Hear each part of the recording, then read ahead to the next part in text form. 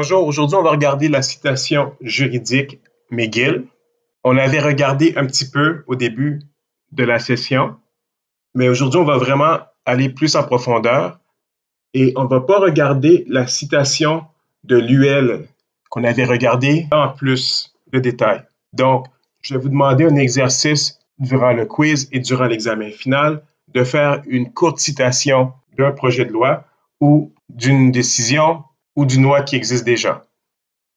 Donc, un petit rappel, il y a un format spécifique pour citer des documents juridiques au Canada. Il y a un autre format aux États-Unis aussi. Nous, on a choisi qu'on allait prendre le format McGill pour nos citations. Donc, on ne va pas prendre de citation de l'UL qu'on a déjà vu dans une séance précédente. Pour l'examen, vous n'aurez pas à faire du l'UL, vous allez faire seulement du McGill. Donc, en rappel, le style de citation qu'on va favoriser, nous, c'est le style neutre. Donc, le style neutre, ça veut dire qu'on va chercher la citation qui est indépendante du document de source où on a été chercher l'information. Donc, je ne vais pas regarder la décision, je ne vais pas regarder le recueil juridique, je vais seulement m'en tenir à la citation légale spécifique. La chose la plus importante qu'il faut se rappeler quand on fait de la citation McGill, c'est qu'on élimine les points et la plupart des virgules entre les abréviations. Donc, ici, quand on regarde la loi sur la radiodiffusion, si on regardait sur le site fédéral, on aurait eu L.C pour loi du Canada. Ici, dans la citation McGill, on n'a pas L.C, on a seulement L.C collés ensemble. Quand on regarde ici chapitre 11, on n'a pas CH, point, on a seulement C11. Donc, le LC est égal à la loi du Canada, le C est égal à chapitre.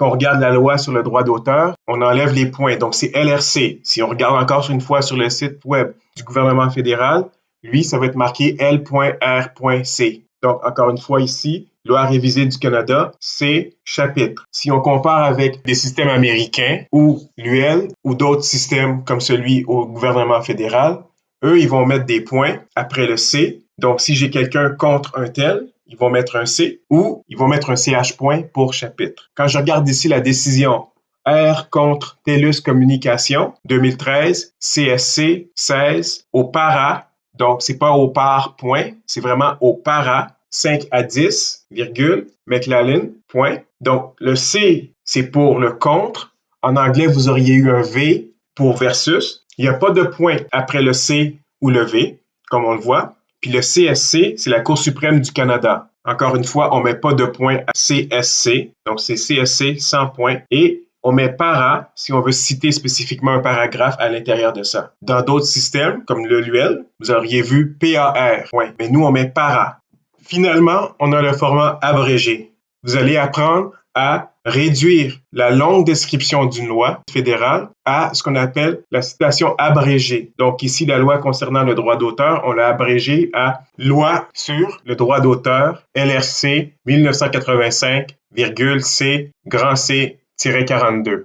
Si vous regardez sur le site web du gouvernement fédéral, vous allez voir que le 1985 est entre parenthèses. Le C est chapitre pour CH, point, sur leur site. Ici, c'est seulement un C. Ensuite, on a la loi visant à compléter la législation canadienne en matière de protection des renseignements personnels et de droit d'accès des individus aux renseignements personnels qui les concernent. C'est abrégé à Loi sur la protection des renseignements personnels, LRC 1985, CP-21. Et c'est tout. Donc, pour le test et pour le quiz, j'aimerais que vous soyez capable d'abréger une longue citation en une courte citation dans le format McGill. Vous allez avoir des décisions et vous allez transformer ces décisions-là en format McGill. C'est tout pour le cours. Je vais vous envoyer plus d'informations sur le format pour l'examen et d'autres informations pour terminer la session. Et c'était un plaisir de travailler avec vous, malgré la situation qui a clos la fin de la session. Et on se revoit bientôt.